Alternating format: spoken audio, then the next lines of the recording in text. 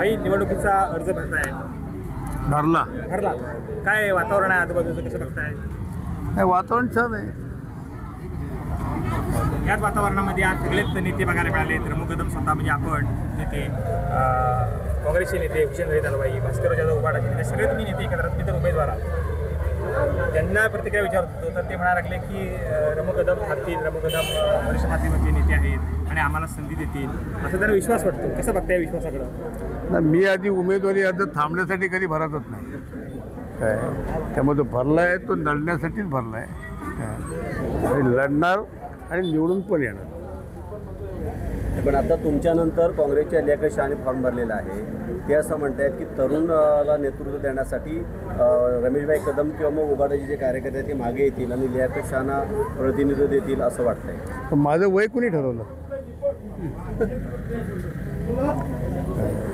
मी अजूनही आणखी 2-3 इलेक्शन खेळू शकतो, अडचण काहीच नाही. त्यामुळे हुसेनभाई असंही म्हणाले की आमदार झालेला माणूस नगराध्यक्ष कसा होऊ शकतो, खाली कसा येईल, वरच जायला पाहिजे. हा तरी काँग्रेसच्या उस्नाबाई खलपेना प्रश्न विचारावा. त्या पण आमदार होत्या, त्या नगराध्यक्ष म्हणून फॉर्म भरलाच ना त्यांनी. भाई तुमचं वय बघताना वयावरती टीका झालेली आहे की रमू भाईला काम झुकेल की नाही. पण दुसरीकडे आपण मोठ्या शहरामध्ये शरद पवारांना आपण बघितलेलं आहे की त्याला उमदा तरुण म्हटलं जातं. एकूण हा सगळा वारसा कसा पुढे चालवाल तुम्ही आणि कसा विकास? जे टीका करतात त्यांना एवढंच विचारा की भाई महिन्याला चालतात ते तुम्ही आयुष्यामध्ये चाललायत काय? समजलं? मी दिवसाला जवळजवळ 7 किलोमीटर चालतो, यांचं चालणं किती होतं ते विचारा. त्यामुळे त्याच्यावर मी काय अवलंबून नाही आहे. तोपर्यंत लोकांचा विश्वास माझ्यावर आहे, तोपर्यंत मी हा काम करत राहणार आणि तोपर्यंत लोक जसं सांगतील तसं वागणार. नगराध्यक्ष पदासाठी समजा महाविकास आघाडीमध्ये समझोता नाही झाला तर रमेश कदम नगराध्यक्ष पदाचे उमेदवार राहणार का? त्याला जोडून विषय असा आहे कारण काँग्रेसने आतापासून हुंकार भरलेले आहे की आम्हाला जर संधी मिळाली नाही तर आम्ही स्वबळावर लढणारच, हा त्याचा आक्रमक काउंटर घेतला. हा त्यांच्या पक्षाचा प्रश्न आहे. आम्ही आघाडी करण्याचा प्रयत्न करतोय कारण वरपासून खालपर्यंत आघाड्या आहेत. त्यामुळे आघाडीचा शेवटपर्यंत प्रयत्न करणार. ज्यांना आमच्याबरोबर यायचं असेल ते आमच्याबरोबर येतील, जी येणार नाहीत त्यांना त्यांचं स्वातंत्र्य आहे. परंतु आता भास्करराव जाधव आणि मी दोघे आम्ही एकत्र आहोत आणि उबाटा आणि राष्ट्रवादी आमची हे आम्ही एकत्रितपणे लढणारच आहोत. काय बारीक सारीक सीटचं असेल तर आम्ही दोघेजण बसून त्यामुळे निश्चितपणे तोडगा काढू. पण शिवसेना, उबाटा आणि राष्ट्रवादी शरद पवार ही अलायन्स मात्र निश्चितपणे राहणार. याचा अर्थ असा होतो की काँग्रेसला तुम्ही बाजूला करणार आहात? आम्ही बाजूला करत नाहीत, ते म्हणतायत म्हणून सांगतोय आपल्याला. काय त्यांना यायचं असेल तर अजूनही दरवाजे आमचे उघडे आहेत, आम्ही बंद नाही केलेले आहेत. पण भाई एकीकडे आपण महाविकास आघाडी म्हणतो आणि सगळ्याच पक्षात आपापला उमेदवार आपण भरला आहे, कसं बघता याकडे? काय हे बघा, भरलं तरी नंतर ज्याला तडजोडी होतात त्याला मागे घेतले जातात. कारण निवडणुकीचा पिरियड एवढा शॉर्ट आहे की कुठच्याही पक्षाला संपूर्ण विचार करण्याची वेळ मिळालेली नाही. आता ज्या वेळेला मध्ये जे एखादा 2-4 दिवस जे आहेत त्यामध्ये आमच्या बैठका होतील, बैठकामध्ये तडजोडी होतील आणि तडजोडी अंतिम टप्प्यानंतर बाकीचे उमेदवार असतील ते मागे येतील. पण रमेश भाई मागं घेतील असं जे हुसेन दलवाई दाव्यानं सांगतात, एवढा सिनियर माणूस राजकारणातला आणि आपल्याबरोबर वक्तव्य करतात, कसं बघताय वक्तव्य करतात? मी निश्चितपणे हुसेनभाई दलवाईंना मानतो. ते सिनियर आहेत, त्यांनी चांगल्या प्रकारचं काम केलेलं आहे. काय पण सिनियर माणसाचे सुद्धा अंदाज चुकतात ना, असं त्यांचाही चुकू शकतो ना. थोडी माणूस आहे, माझ्या मनात तर कोण काही सांगू शकत नाही ना. मी आता मनाला सांगितलं की मी फॉर्म भरलाय तो मागे घेण्यासाठी नाही आणि मी लढणार आहे त्याचं मी निवडून पण येणार आहे. आणि जोपर्यंत सामान्य जनता माझ्याबरोबर आहे तोपर्यंत मला काळजी करायचं कारणच नाही आहे. सगळ्या पक्षात थोडं काम केलं तुम्ही, त्याचा कसा फायदा होईल असं वाटतंय? मी काम करताना कधी पक्ष पाहत नाही, जात पाहत नाही, धर्म पाहत नाही. तो येईल माझ्याकडे कामाला, त्याचं मी काम करत असतो आणि त्यामुळं सर्व पक्षातले लोक ही निश्चितपणे माझ्या पाठीशी उभे राहतात. मी आधी उमेदवारी अर्ज थांबण्यासाठी कधी भरतच नाही काय. त्यामुळे तो भरला आहे, तो लढण्यासाठीच भरला आहे आणि लढणार आणि निवडून पण येणार. मी अजूनही आणखी 2-3 इलेक्शन खेळू शकतो, अडचण काहीच नाही. त्यामुळे हुसेनभाई असंही म्हणाले की आमदार झालेला माणूस नगराध्यक्ष कसा होऊ शकतो, खाली कसा येईल, वरच जायला पाहिजे. हा तरी काँग्रेसच्या उस्नाबाई खलपेना प्रश्न विचारावा. त्या पण आमदार होत्या, त्या नगराध्यक्ष म्हणून फॉर्म भरलाच ना त्यांनी. जे टीका करतात त्यांना एवढंच विचारा की भाई महिन्याला चालतात ते तुम्ही आयुष्यामध्ये चाललायत काय? समजलं?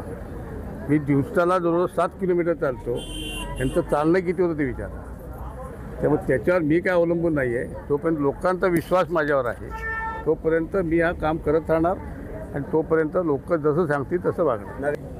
आम्ही आघाडी करण्याचा प्रयत्न करतो आहे, कारण वरपासून खालपर्यंत आघाड्या आहेत. त्यामुळे आघाडीचा शेवटपर्यंत प्रयत्न करणार. ज्यांना आमच्याबरोबर यायचं असेल ते आमच्याबरोबर येतील, जी येणार नाहीत त्यांना त्यांचं स्वातंत्र्य आहे. परंतु आता भास्करराव जाधव आणि मी दोघे आम्ही एकत्र आहोत आणि उबाटा आणि राष्ट्रवादी आमची हे आम्ही एकत्रितपणे लढणारच आहोत. काय बारीक सारीक सीटचं असेल तर आम्ही दोघेजण बसून त्यामुळे निश्चितपणे तोडगा काढू. पण शिवसेना, उबाटा आणि राष्ट्रवादी शरद पवार ही अलायन्स मात्र निश्चितपणे राहणार. काय वाटतंय हा तिढा कायम राहिला तर कसं हे राजकारण जाईल, कशा ठरवला जाईल, काय वाटतंय आपल्याला? मला असं वाटत नाही की रमेशजींना जर सांगितलं गेलं की तुम्ही राहायचं नाही आणि आघाडीने तिकीट आमच्या कॅन्डिडेटचं फक्त केलं तर ते इलेक्शन लढणार नाहीत, कारण तितके ते समजूतदार आहेत. अशा रीतीनं खेळ खेळून ते करतील असं मला नाही वाटतं. हे असं आहे, त्यांचे संबंध राजकारण नेमकं काय आहे त्यांचं त्यांनी ते पाहिलं पाहिजे. तुमचं राजकारण हे BJPच्या विरोधातलं आहे की हात मिळवण्याचं आहे? नेमकं राजकारण तुमचं काय आहे त्याच्यावर अवलंबून असतं. हे कसं आहे, हा स्वाभिमानाचा मुद्दा नाही आहे, हा या देशामध्ये आयडिओलॉजीचा मुद्दा आता सगळ्यात महत्त्वाचा झालेला आहे. म्हणाल की नाही, हा देश गांधी म्हणाले, नेहरू म्हणाले, बाबासाहेब म्हणाले, मौलाना आझाद म्हणाले तसा राहणार की गोळवलकर सावरकरासारखा राहणार, हा खरा मुद्दा आहे. आणि त्याच्यासाठी हट्ट धरणं की मीच असलो पाहिजे असं चुकीचं आहे. आता तरुण मंडळींना पुढं आणलं पाहिजे. नाही, आघाडीचा धर्म त्यांना पाळायचा असेल, त्यांचं काय नेमकं सांगता येतं. मधल्या काळात ते काँग्रेसमध्ये आले, त्यानंतर BJPमध्ये गेले, त्यानंतर ते परत राष्ट्रवादीकडे गेले, आता आणखी कुठे जाण्याचं ते विचार करतायत मला माहिती नाही. आघाडीचा धर्म हा कशासाठी? आघाडीचा धर्म म्हणजे काय? आयडिओलॉजीचा संबंध आहे याच्याशी. हाताने काही होत नाही असं आहे. त्यांचा कोणीतरी तरुण माणूस असता तर कसं कदाचित लोकांनी वेगळा विचार केला असता. आज लोकांचं म्हणणं आहे की आता यांनी थोडासा आराम करावा, त्यांनी पुढचं इलेक्शन लढावी. मी तुम्हाला आज सांगतो, जर ही नगरपालिका आपण निवडून आणली आणि जिल्हा परिषदा, तालुका पंचायती चांगल्या रीतीने लढवल्या, पुढच्या येणाऱ्या इलेक्शनमध्ये मी काँग्रेस पक्षातर्फे सांगतो, आम्ही जरूर त्यांना हे करू, उमेदवारी त्यांची आम्ही करू आणि आमदार बनवू, त्यांना पुढे मंत्री बनतील. ते इथे काय छोट्या छोट्या गोष्टीमध्ये कशाला ते हे करतील, त्यांनाही ते माहिती आहे. आणि कुठे ना कुठेतरी ती सध्याची त्यांची खेळी तीच असेल असं मला वाटतं. त्यांना नगराध्यक्ष बनण्यामध्ये फार इंटरेस्ट आहे असं मला वाटत नाही.